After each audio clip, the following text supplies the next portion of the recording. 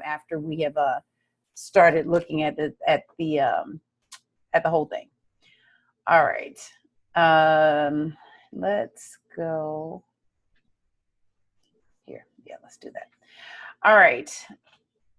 I'm on full screen. Good evening. This is Reverend Sherry James, and I'm the Senior Minister for Understanding Principles Church.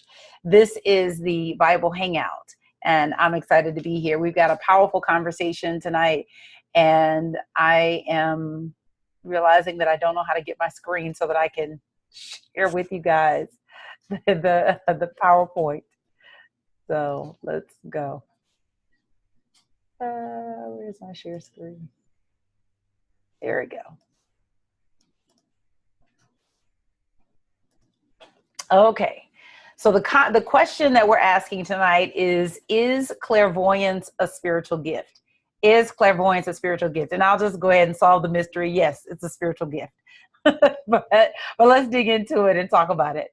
And I've got a comment. Oh, y'all think Jordan better not be trying to teach my class. You gotta sit down. All right, clairvoyance. So this is our outline. We've got announcements, opening prayer. Do you have the gift, the spiritual gift of clairvoyance? And then how to develop your spiritual gift of clairvoyance, and then the Q&A.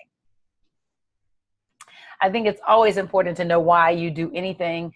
The Bible Hangout is so important to me. It is the most fun I think I can have on a Thursday night, on any night.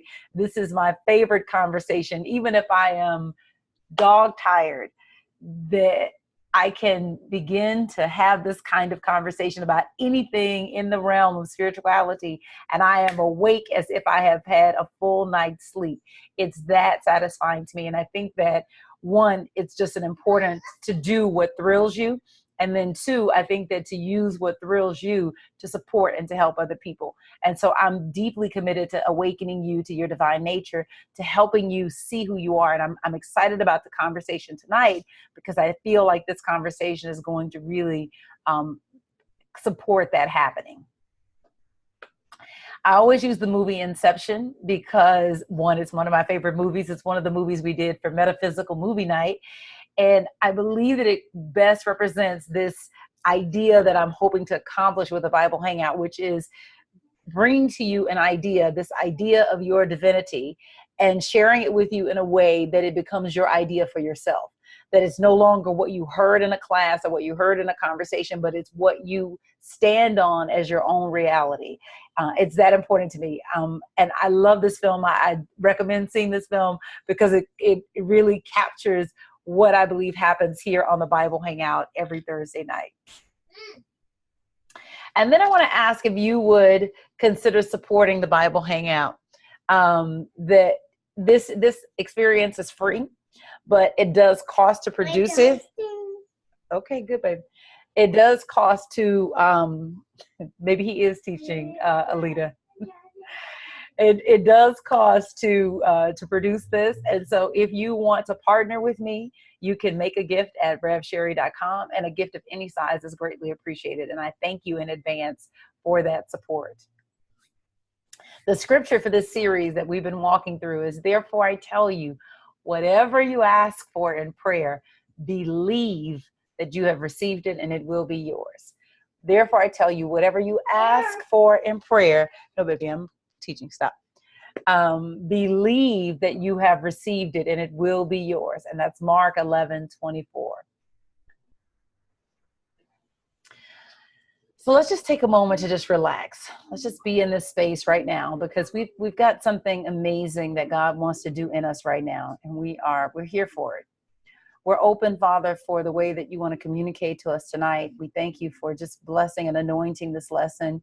We thank you for the people that are gathered here in tonight's conversation, but we thank you also for those that are coming that will see this video after it has already been taped. And I thank you that you have a blessing for each person, no matter how they've come. And I thank you for just expanding our minds, expanding our hearts.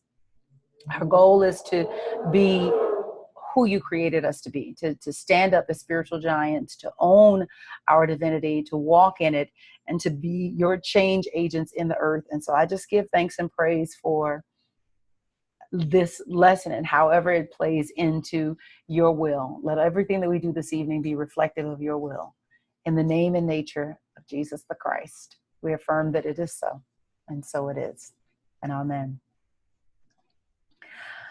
All right. So here's the thing. Everyone has the spiritual gift of clairvoyance, but not everyone has developed it.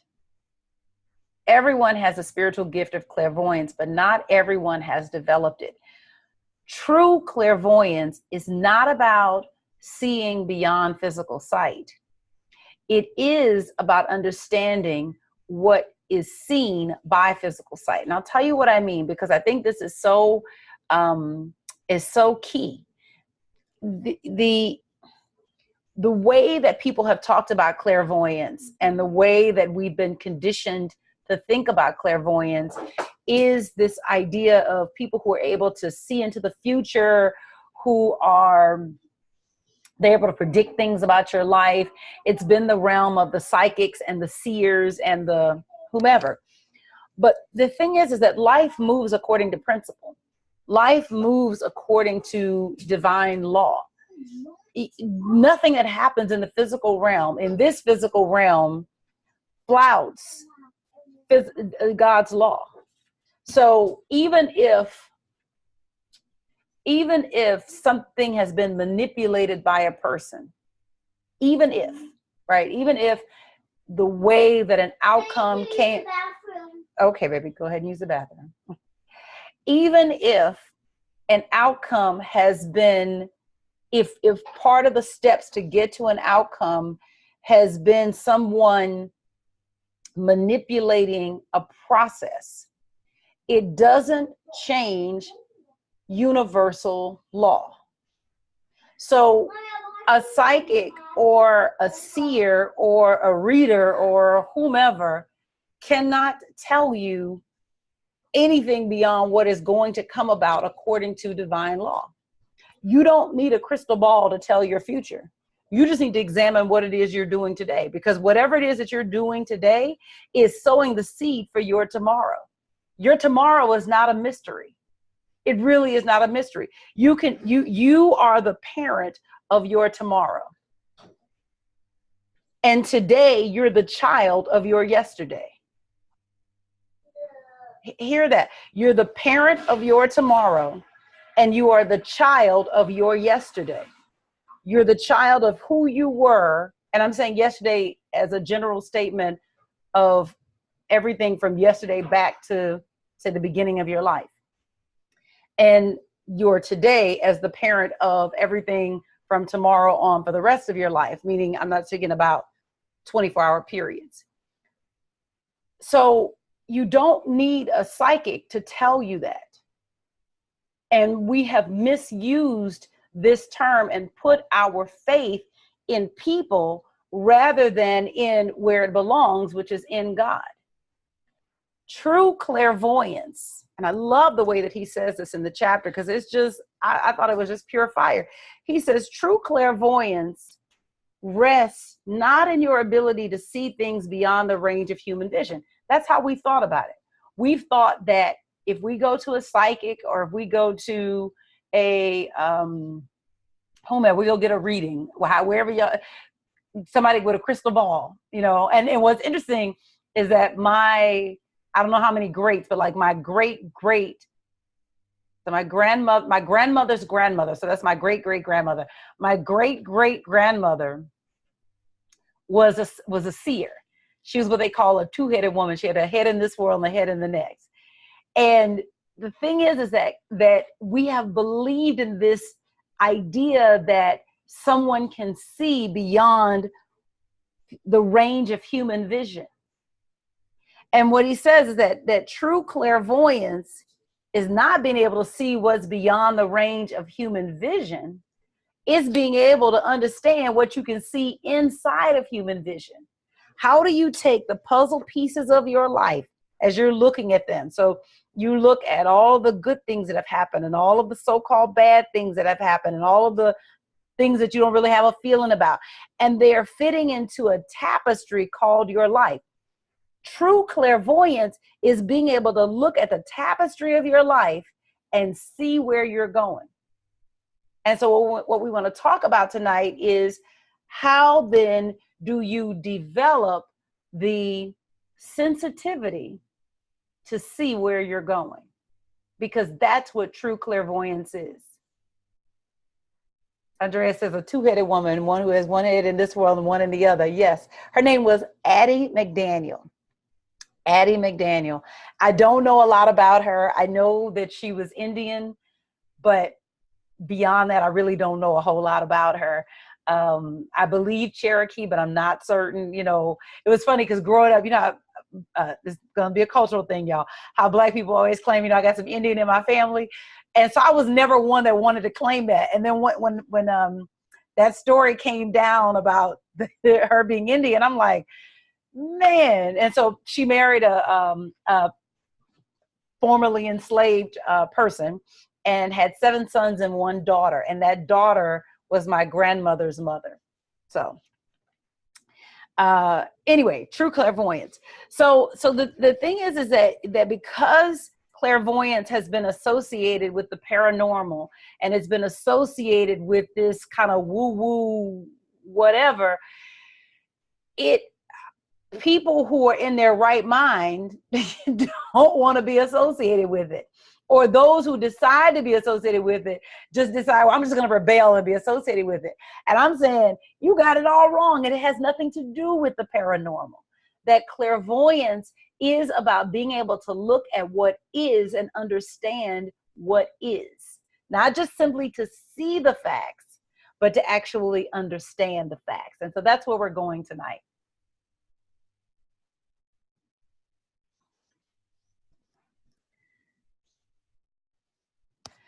So what is true clairvoyance? He says it on page 137.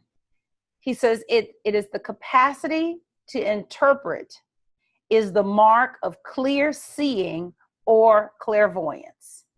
It's the capacity to interpret. So we talked about, I showed you before I started the video, Plato's allegory of the cave. Before I started recording. And the story is of this group of prisoners who are seated in a cave. They're chained in such a way that their heads can't turn to the left or right. They can only look forward. There's a wall in front of them. And in the far back, there's a fire behind them.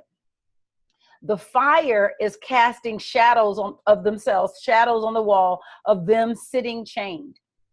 Between them and the fire is a bridge, and along that bridge, people and animals walk. And those shadows from the people and the animals are also cast onto the wall. Because the prisoners cannot see behind them and they can't turn their heads left and right, their reality is controlled by what they see. And so they believe the shadows to be real. And then the narrator goes on and says, well, what about if one of those prisoners is set free and is made to turn and look at the fire? First of all, won't it be a shock to look back and see the fire as opposed to the flicker of the light?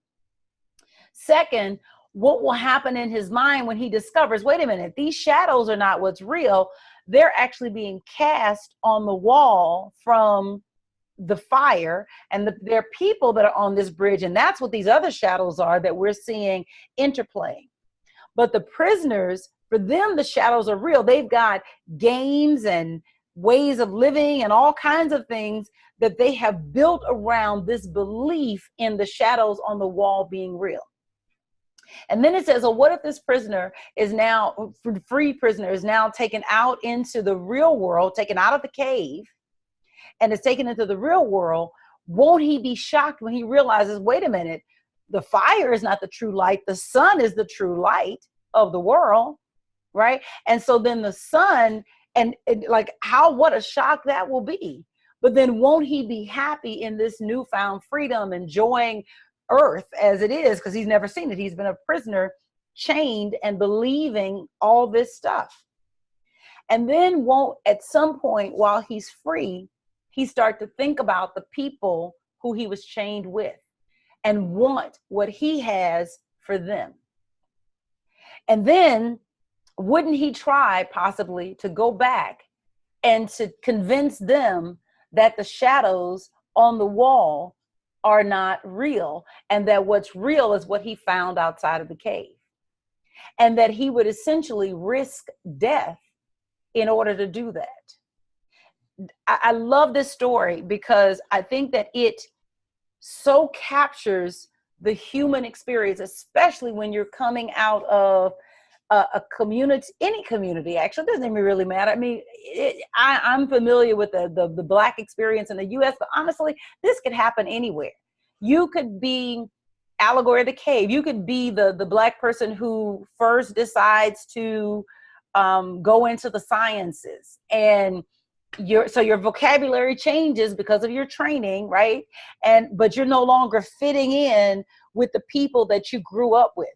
Or you are Indian and you grew up in this Indian culture, and there's a belief about Black people or whomever, and you fall in love with somebody in a different culture and you want to marry them, and now it's like you're risking death. Death doesn't necessarily mean a physical death, but it's a death in the sense of this way that you've existed in your community is now changing because you're making decisions that are forcing you to see life differently than you've been raised to see life. So what true clairvoyance is it is about being able to look at a set of facts and see something beyond the facts. Plato's allegory of the cave is simply the story that I just retold to you. But there's a story inside the story, which is that it's a story of all human experience, which is that I have been brought up in a certain way to believe a certain thing.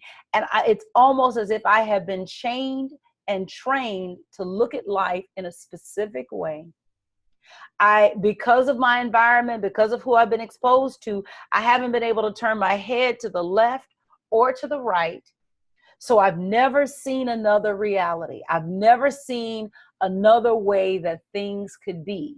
And I've taken for granted that the way that things are is the way that they are in an ultimate sense. And then one day I get some exposure to something else. I get some exposure to a new way of living. And I'm enjoying this new way of living, and it's a new freedom, and there's new things coming out of my experience. And this is fun. And I start thinking about how I was brought up and how limited that way was. And I want to go back, and I want to help my mom, and I want to help my sister, and I want to help my brother. And I'm trying to tell them about all these things that I've learned since I've been studying, new thought principles. And it's like, wah, wah, wah, wah, wah, wah, wah. No, these shadows on the wall that we've been watching, this is what's true. No, no, no, no, no. It doesn't matter who's in the White House. It doesn't matter who is in Congress. If you get this, you can live free. Wah, wah, wah. No, you don't understand.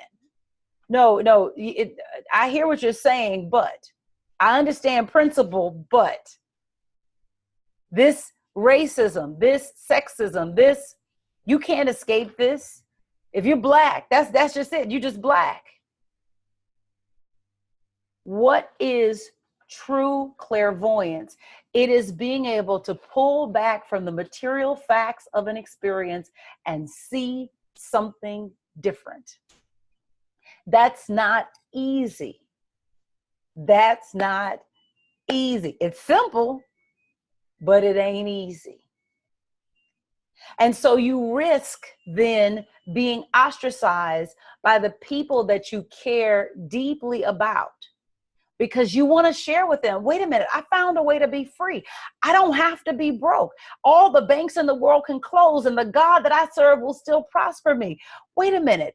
Racism, yes, this is an issue, but listen, if I can change what I'm thinking, I can change what I'm experiencing. Your racism affects me to the degree that I pay attention to it, but I've taken my eye off the wall. I'm no longer paying attention to the wall in the allegory of the cave. And so I don't believe in the shadows anymore. I don't believe in the shadows anymore. And what do? And so this is what true clairvoyance is about. It is about being able to pull back from the experience and you see the same facts, but now you have a different understanding. You see the same facts, but now you have a different understanding. And so your button is not pushed the way that it would be if you were still chained and believing in the reality in which you were raised. True clairvoyance is to recognize that another interpretation of the facts is available for you. And try as you might, you can't give that to another person. You really cannot give that to another person. Trust me, I've tried to have the racism conversation. You can't give that to another person. It is what someone must come to on their own. They have to have their own experience where they get unchained, stumble out of the cave, and discover that a new reality is possible. Your best defense is to be a great example of what can be done. That really is it.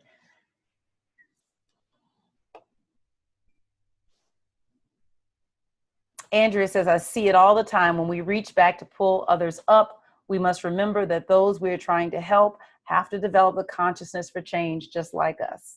Yes. I have to free you to say no to what I believe will help your life.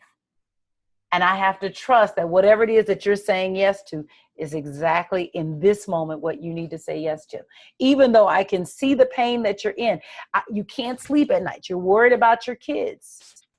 You're worried about your kids. You're worried that you've seen this. You've seen the Facebook posts. You've seen the Instagram posts, and people that after another shooting or another whatever, and people just being afraid, and the fear is palpable. And true clairvoyance says, wait a minute. I have influence over my experience. I have influence over what comes in and out of my world. I have the ability to shape substance. I'm going to shape substance. I'm not going to give you fear. I'm going to give the thought for what it is that I want in my experience. So from seeing to understanding. So maybe I should have taped it, because if you're watching this back, you may not understand. You may need to pause this, go watch Allegory of the Cave. I'll put a link for Allegory of the Cave in the notes, because I think that seeing that short film is going to give a context. True clairvoyance is about moving from seeing to understanding. From seeing to understanding. So what we saw in the short film is we saw these 4 prisoners chained in such a way that they could only look at the shadows on the wall, and they didn't know how the shadows got there.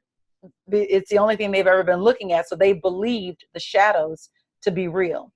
One of the prisoners gets freed and realizes that the shadows are actually an illusion, that what's real is the people walking behind them whose the fire is casting their shadow on the wall. And what's happening with this newly freed prisoner is that they are going from seeing to understanding. They're understanding how things work. Oh, wait a minute. These shadows are not real. What's happening is that there's this fire or this light that is shining and casting a shadow. And so anything that is picked up by the light of the fire is being cast on the wall, and that's what's creating the fire. And so creating the shadows. And so that's what's actually real. It's the fire and the people behind us and our shadows, us sitting here, and not these shadows on the wall. Because if you got rid of us, there'd be no shadows on the wall. And so what's happening with this prisoner is that the prisoner is moving from seeing to understanding. So what happens when you are in this teaching, you begin to develop your training, your clairvoyance, your ability to see. What you start to understand is that, wait a minute, this universe is a universe of substance. The scripture says, for faith is the substance of things hoped for. This substance stands under everything. In the text, Neville calls substance liquid light, that this liquid light, this substance, is everywhere evenly present. And everything I see is substance or liquid light pressed into expression. So this phone is substance pressed into expression. This spoon is substance pressed into expression. So in Unity and in the UFBL, we talk about substance as the body of God. Everything is God in varying degrees of expression. These headphones are substance pressed into expression. Everything is substance pressed into expression. This is for physical and non-physical. So substance can be pressed into the form of a relationship. So when you think about a marriage, there are two people in the marriage, but there's all this experiences, memories, things like that. That substance pressed into that relationship, into the form of that relationship. So substance is everywhere. And so the ability to see substance, right? To recognize that this is substance, to recognize that this is substance, to recognize that this body is substance. That's seeing. And that is important, and you need that. But developing the clairvoyance is to say, what do these things mean, right?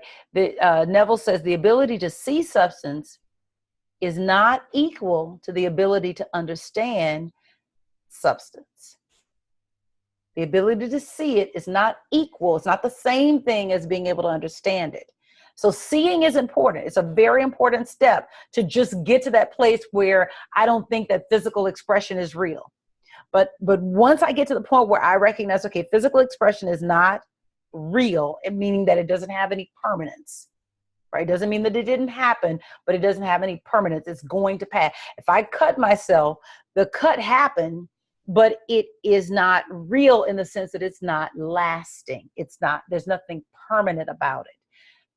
This is why we say in New Thought that evil is not real, not because evil is not happening. Evil exists, but it doesn't have a reality. It's not lasting. The only thing that would make it lasting is that it's permanent. But the things that show up and are evil in our experiences are shifting. And they always need a consciousness to come through.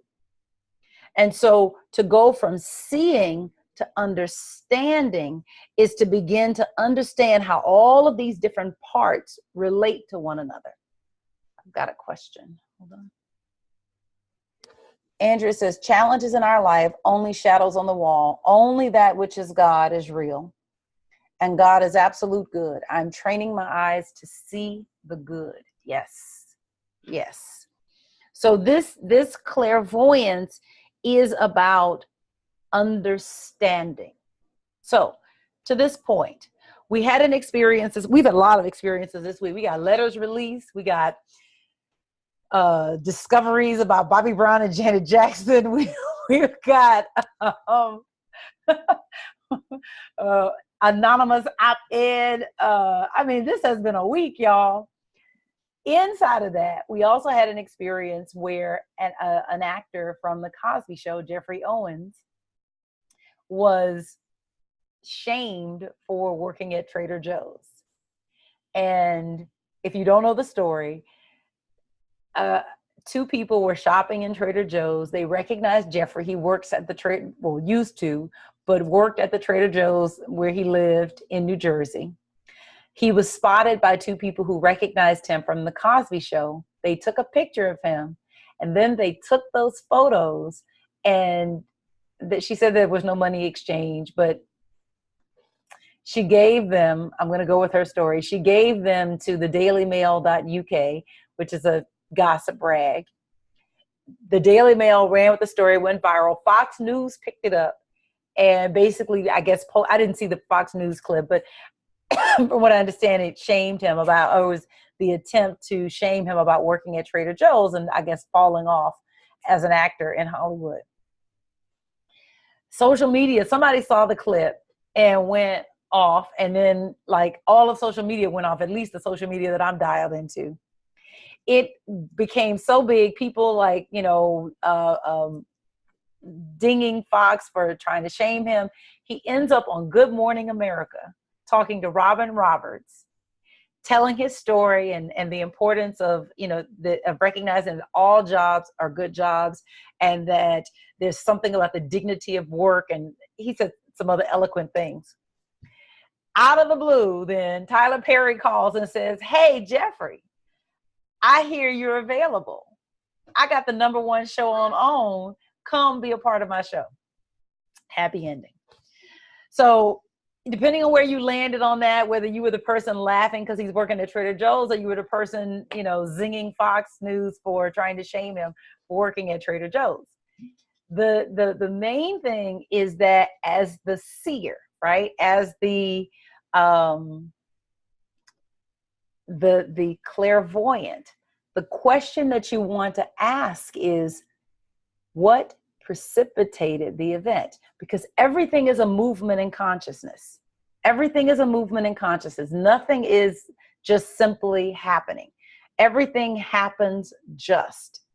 And so when you're looking at physical circumstance, you always want to ask, what was going on in the heart of the mind of the people, in this instance, Jeffrey, but it's all the people involved. What was going on in the heart and mind of Jeffrey that then precipitated this happening? Alita says, what was meant for evil, God made for good. That's one part of it, but it doesn't allow for consciousness. I want to get back to that because we always think the challenge with that verse from Genesis is chapter 50, I believe verse 20. The challenge with that verse is that it is this idea that things are happening to us as opposed to things happening through us. Hear me. Often when we use that verse, it is the presupposition in the verse is that things are happening to somebody did something to Jeffrey, as opposed to Jeffrey drew the experience that was right for his consciousness. And so it is to go from seeing to understanding. Not that this is something is being done to him, but something is being done through him. And you look at the end result. What was the end? The end result was him landing on the have and the have-nots. Now, I don't know what was in his heart. I can't speak to that because the whole story has not been written. I don't know if he goes on there and he becomes the star of the show. I don't know if it's a one episode and then it's one and done. The story is not finished. But so there's no way for this to be a full interpretation. But what you can say is that something was happening in the heart and mind of Jeffrey Owens that then opened the door for him to receive work and for him to move back into the public eye. Perhaps that had been on his heart as an actor, that, when you have an art, you don't do your art because you want your art on the wall, to paper your own walls in your own house. You have your art because you want to be seen in your art. So again, it is as a seer, it's to move, as a clairvoyant, it's to move from what we're seeing, the facts, and to move to an understanding. And to recognize that consciousness is always at work and that there is no circumstance where consciousness is not at work. I have a comment. Andrea says, the great I am within meant it for good, clearly greater things ahead. Yes, yes. But listen, all experience is meant for good. All experience is meant for good. So I had a conversation with someone recently, and they were talking about the eulogy at the Queen of Souls funeral and how awful it was and blah, blah, blah. And the person was sharing that, you know, this is why I left the traditional church, and that, you know, that bothered me. And I said, you just answered the question for me. And so it's like, what question? I said, well, you know, I have been asking what good can come from this, because that's one of the things that we're trained to do as metaphysicians, that whenever we're in a situation and something is bad or wrong or awful or terrible or whatever, is to say, what good can come from this? And hearing that conversation, it was like, you know, what was good about that is that, God bless his heart, but he helped some people get off the fence. That there may have been people that were still on the fence about about whether or not they were going to stay connected to a ministry that was no longer, or a teaching that was no longer serving them. And he came along proving old school, like he demonstrated what old school looked like, and helped some folk get off the fence. Where they were sitting on the fence, like teeter totter, you know, it sounds a little progressive nowadays. They talk about prosperity, and he came with the fire and brimstone, and they were like, nope, off the fence. That's what good. So again, the seer, the clairvoyant is always looking and saying, what is at work? What is at work here? And consciousness is always at work, and something is always good. Andrea says, what have you come to teach me? Constance says, still on the fence about their belief system. He may have helped them. He may have helped. It was wonderful. When I saw that, I was like, yeah, send them on. Let them know we're over here. We're available. All right.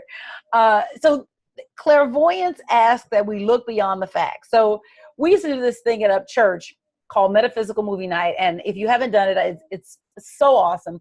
We would look at movies like The Matrix, Inception, In and Out, The Equalizer. I mean, we did everything, but we specifically did not choose on the nose Christian films. That was important. Maybe we saw one, which was The War Room. But in general, we looked for non-Christian films. So we did Avatar, let's say Aviator. We didn't do that one. Avatar, tons of films like that. What we would do with those films is that we would take them, we would watch the film, and then we would look at the story beyond the story to recognize that there was a set of facts about what was happening on screen, but there was a larger story that was being told about the soul. So you could look at The Matrix. Let's use that for an example.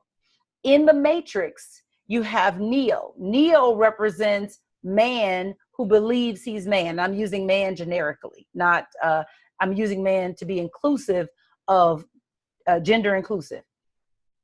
Humankind, let me say it that way.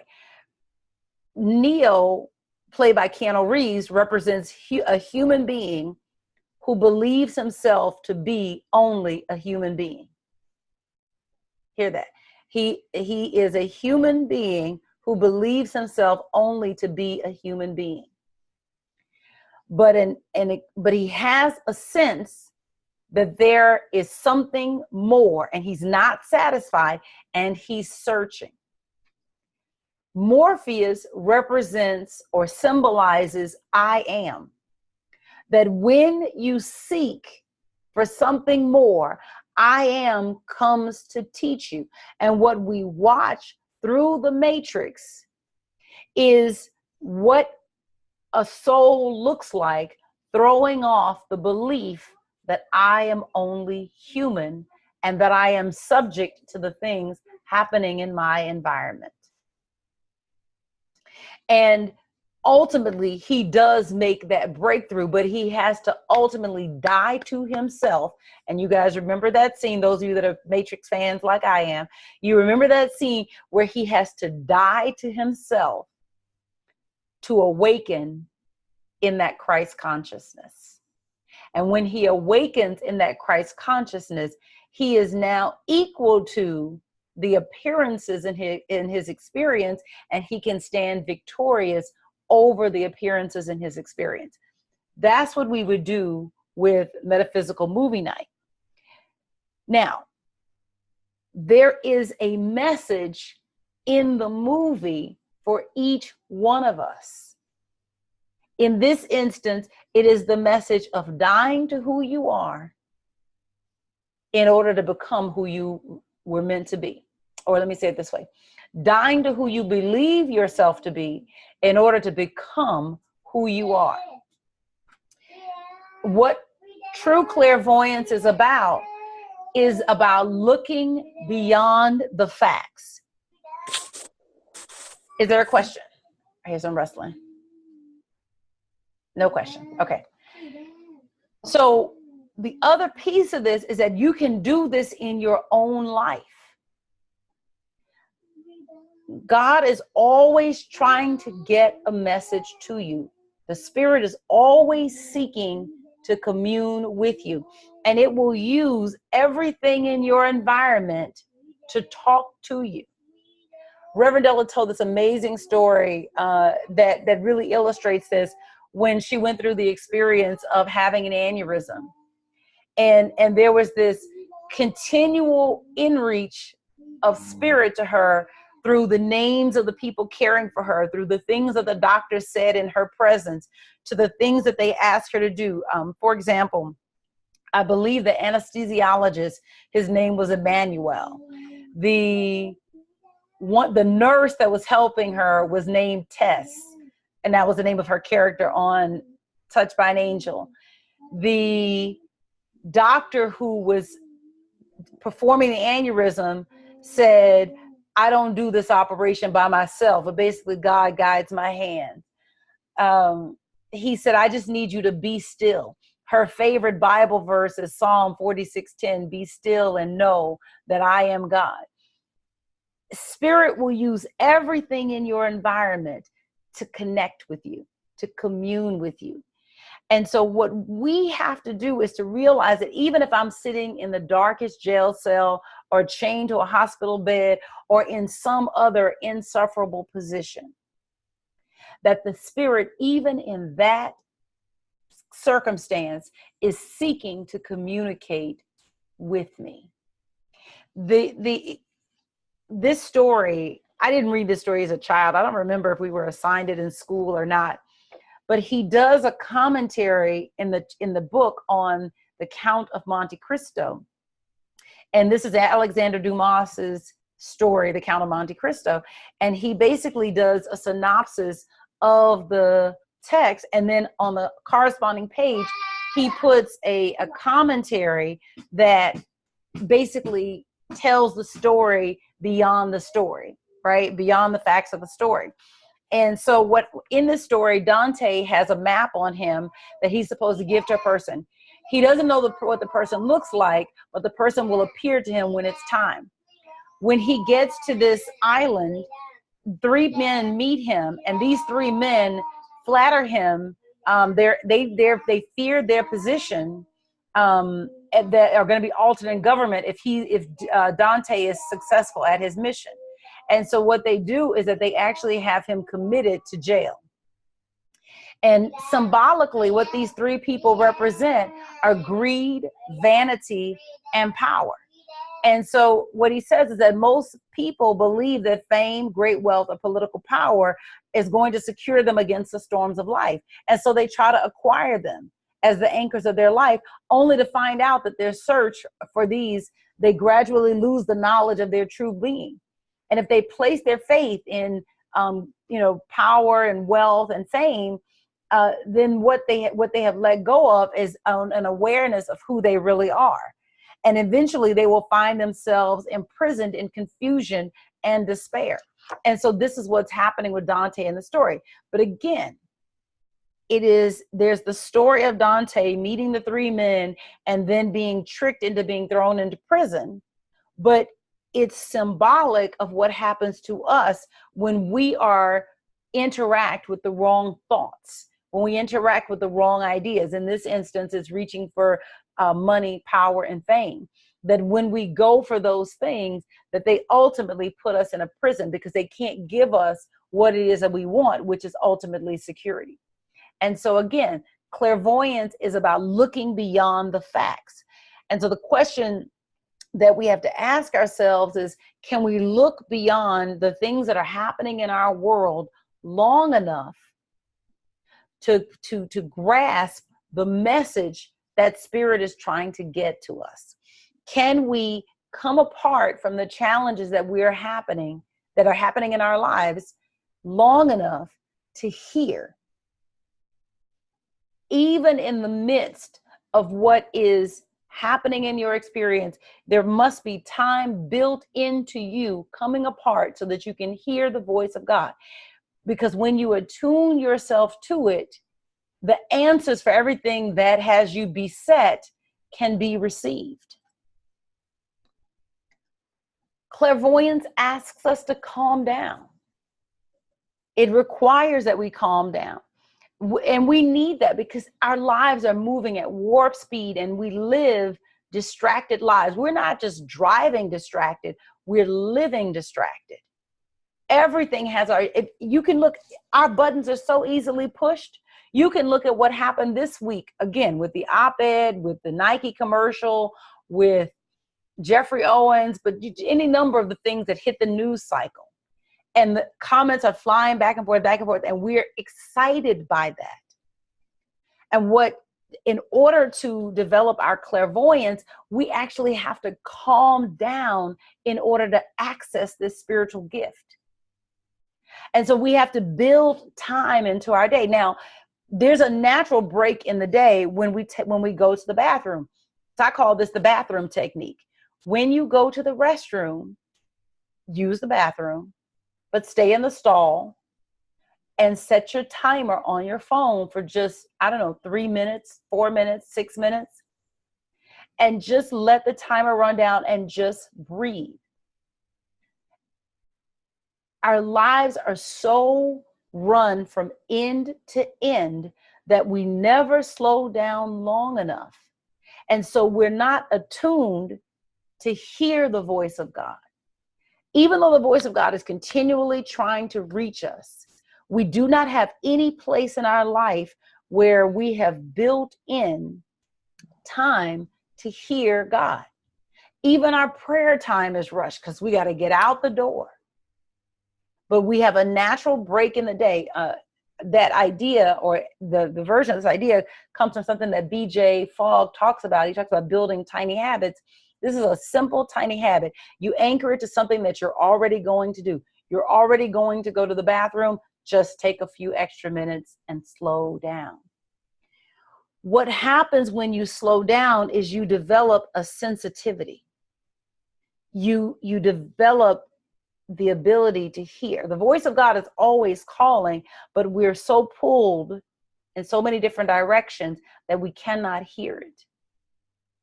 And so when you slow down, you literally rehabilitate that sensitivity. My friend Reverend Derek Wells from Christ Universal Temple tells this story of a monk and his protege standing in the middle of downtown Chicago on a busy afternoon. And the monk says, I hear a cricket. And the protege says, you got to be kidding me.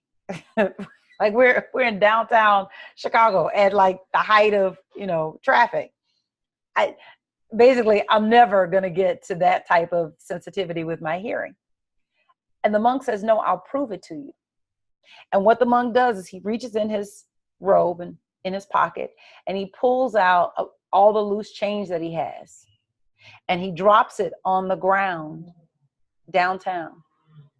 And as the coins clang on the ground, people all around them turn to look to see if it was their loose change that had fallen out of their pocket. It isn't that you're not listening. It is about what is your ear attuned to. To develop the type of clairvoyance that allows you to understand what's happening in your experience, your ear has to be attuned to God. And the way to do that is simply to build in time where you practice listening. To build in time where you allow yourself to actually see your thoughts and feelings materialize into expression. That when you build in that time, it no longer surprises you why things work out the way that they do, because you've slowed down.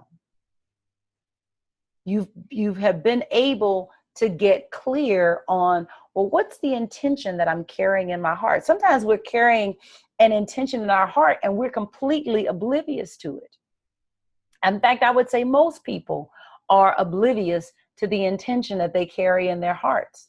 And so things are happening in their experience, but they're blind to the intention that they carry in their heart. And so it does feel like stuff is happening to me. It does feel like life is unfair. It does feel like, why are they doing this to me? But if you slow down long enough, if you get quiet enough, you will begin to see the intention that you carry all day long just below the surface of your life. Some of us are carrying so much anger. Anything can set us off. Our buttons are easily pushed. And what we feel is that these things in our experience are upsetting us or angering us or annoying us. But in actuality, what they're doing is just showing us what we're feeling. They're showing us what's alive inside of us. And so when you slow down, it gives you the ability to become present to what's alive inside of you. And when you slow down, then you have the opportunity to make a choice. Do I want to keep all this anger alive inside of me? Or do I want to get rid of it and wake up the joy inside of me? But you can't get there running from end to end, not giving time for the sensitivity to develop. And finally, clairvoyance demands that we get trained. Clairvoyance demands that we get trained. There is a story that I have used, and I love the story. I first heard it from KRS-One, and I think it so perfectly illustrates this point. He tells a story of 4 people in a room: a plumber, an electrician, a painter, and an average person. The average person walks into the room. They don't have any specialized training. They come in a room and it's just a room. The painter comes in the room and the painter can say, oh, I see that this paint over here is not going to hold up. Or I can see that this is a gloss and this is a matte. Or I can see that this color is a very specific shade of white or a specific shade of blue or whatever, because of the training that the painter has. Then the electrician comes into the same room that the painter and the average person is in, and the electrician sees things that the average person and the painter don't see. The electrician can actually tell you how the room is wired and how much power each socket can actually receive, and will be able to see if a socket was potentially overloaded and a fire hazard, because of the training that the electrician has. And then into the same room walks a plumber, and the plumber can see things that neither the electrician, the painter, or the average person. But each person is seeing according to their vocabulary. The electrician has words that allow the electrician to see certain things in the room. The painter has words that allow the painter to see what is in the room, and the plumber has yet a third vocabulary.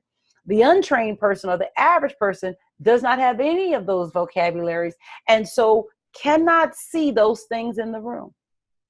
And each person is standing in the same room. We see according to our vocabulary. And without a vocabulary, we cannot see. You cannot see what you do not have a word for.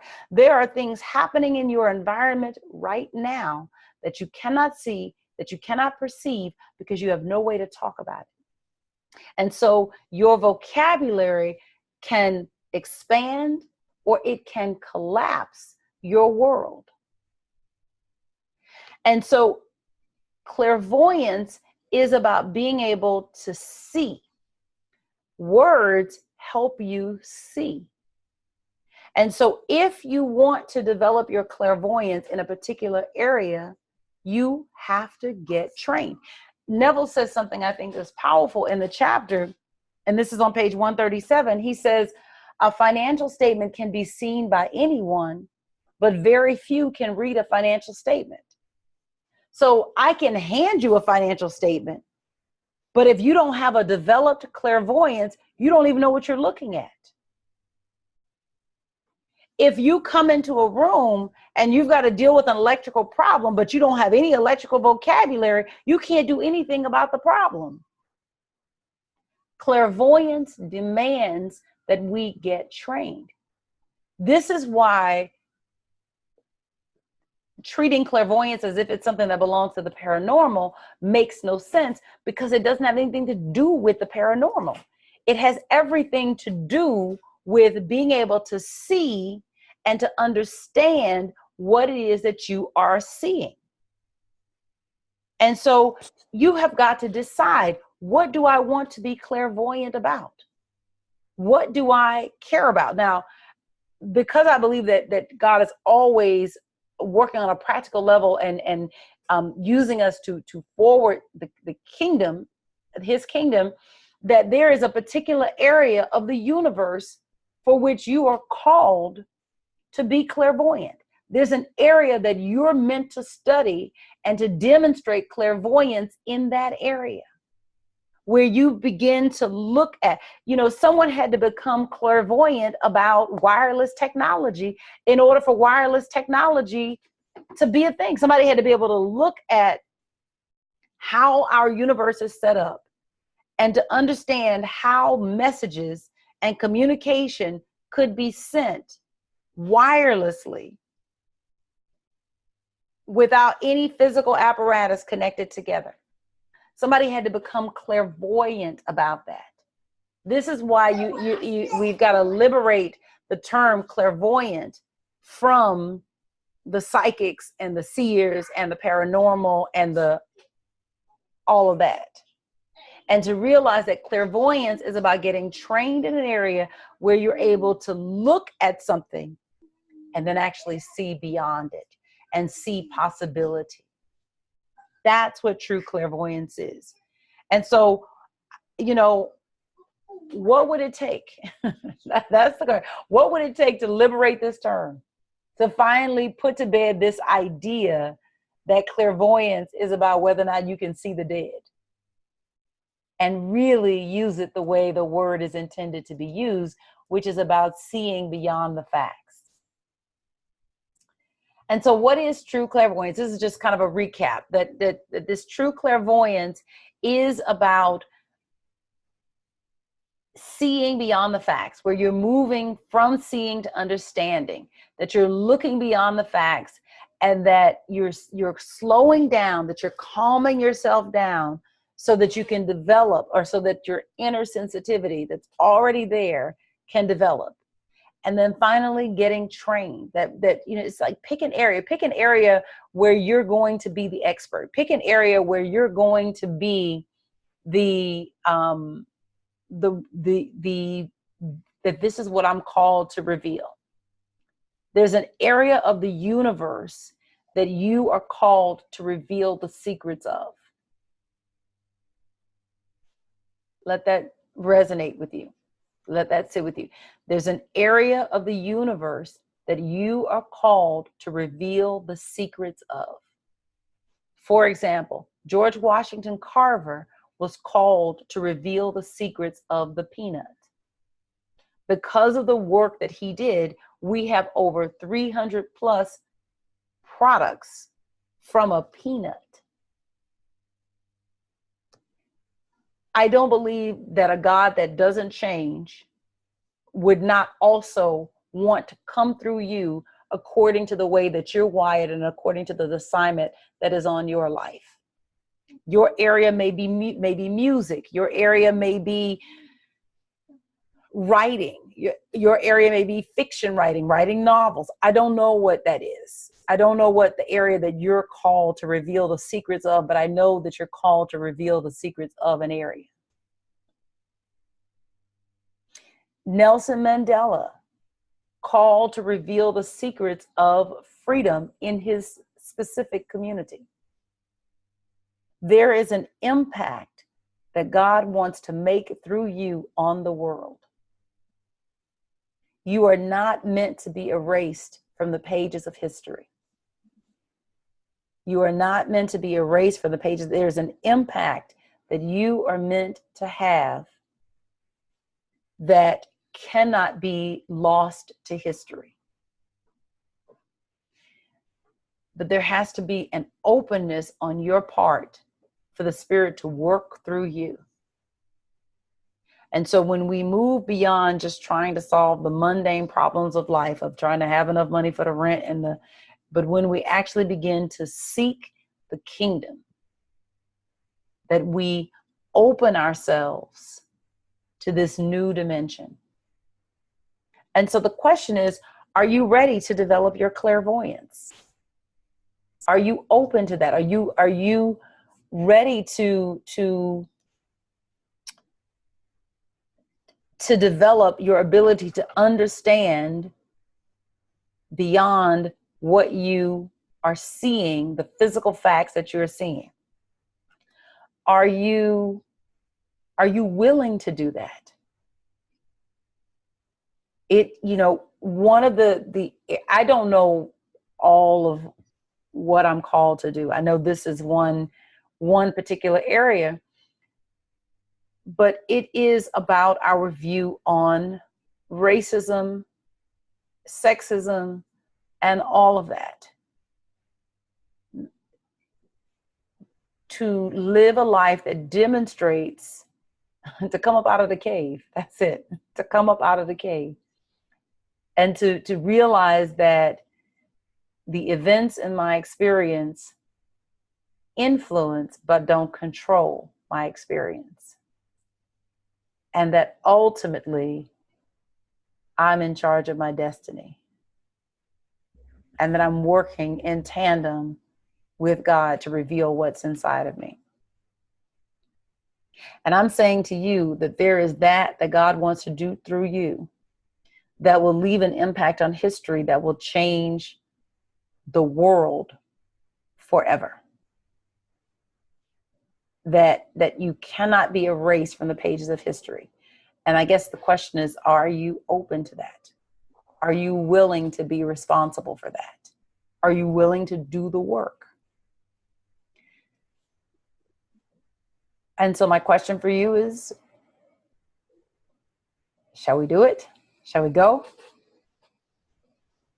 Comments, questions?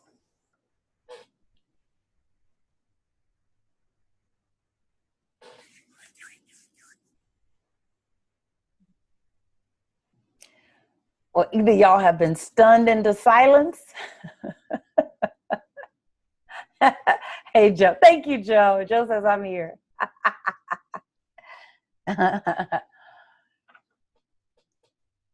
Thank you, Jennifer. Jennifer says, great message. Yes. Thank you, Andrea says, love this. So pick an area. Pick an area before you move to the next, whatever it is that you're going to do after this, right? Just take 5 minutes and decide, where do I want to be clairvoyant? Remember, a financial statement, anybody can look at it, but not everybody can read it. What is the place where you want to be able to read what's happening? Is it in the political arena? Because there are people that are definitely called for that. Is it in the political arena that you want to be called to be clairvoyant? Is it in the area of social justice? Is that the area where you want to be called? My friend Lola Wright is doing some powerful work in Chicago. She's got a program called Normal White People.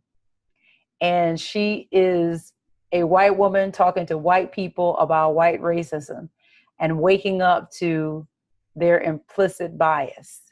And she's on fire right now. I see her post and I'm like, girl, you just a sister from another mister. You know, what is it that you are called to do? Where are you called to be clairvoyant? There's an area of the universe for which you are called to reveal the secrets of the universe. So, if this helped you, this blessed you, tell somebody about it. Please subscribe. If you're watching this on YouTube and you want to join us live, you can, there's a link in the show notes and you'll be able to sign up. I'm going to remember to put in fact, let me write that down. I'll put the link for the allegory of the cave in the show notes. Cave link. And anything else? Not sure. Thank you guys. Thank you for tonight. We are almost done. And I did get a suggestion from Phyllis. She said she wanted to look at going to our net where we're going next to focus on developing the Christ consciousness. And that actually may be a good thing because we're coming up on the Christmas season. And that might be just a really good thing to talk about the birth of the Christ. That in this Christmas season that we're not celebrating the birth of Jesus, we're celebrating the birth of the Christ. Jesus became the Christ, but he became something that we all have the potential to become. And so that's a place that we can go next. We've got 2 more lessons here. We're going to talk about Gethsemane and then what does he call it? A formula for victory. So Gethsemane and a formula for victory. So those are our last 2 pieces in that. Thank you guys so much. If there is a particular book, I have a book on the Christ consciousness. I'm going to look at that. But if there's one that you guys want to work on, I thought about the 12 powers of man because that is definitely about developing the Christ consciousness. But I know many of us, you guys attend Dr. Will Coleman's class on Monday nights. So if you may not want to go through the 12 powers of man, but let me know. Let me know what you're interested in, where you're interested in focusing. We can also pick up some Joel Goldsmith and just have our wigs blown back. That's another dude that's right in line with Neville Goddard. So let me know what you are interested in studying. Thank you so much. I bless you to be all that God called you to be. I know you to be amazing. Even if I don't know your name personally or know your face personally, I know how God operates. And so I know that you are gifted. I know that you are talented. I know that you have something in you that has never been done before. That I know, because that's just how God operates. God doesn't do any repeats. And so there is that God wants to bring through you that's never been done before. And my prayer is that this conversation tonight is in some way contributory to that coming out into expression. So God bless.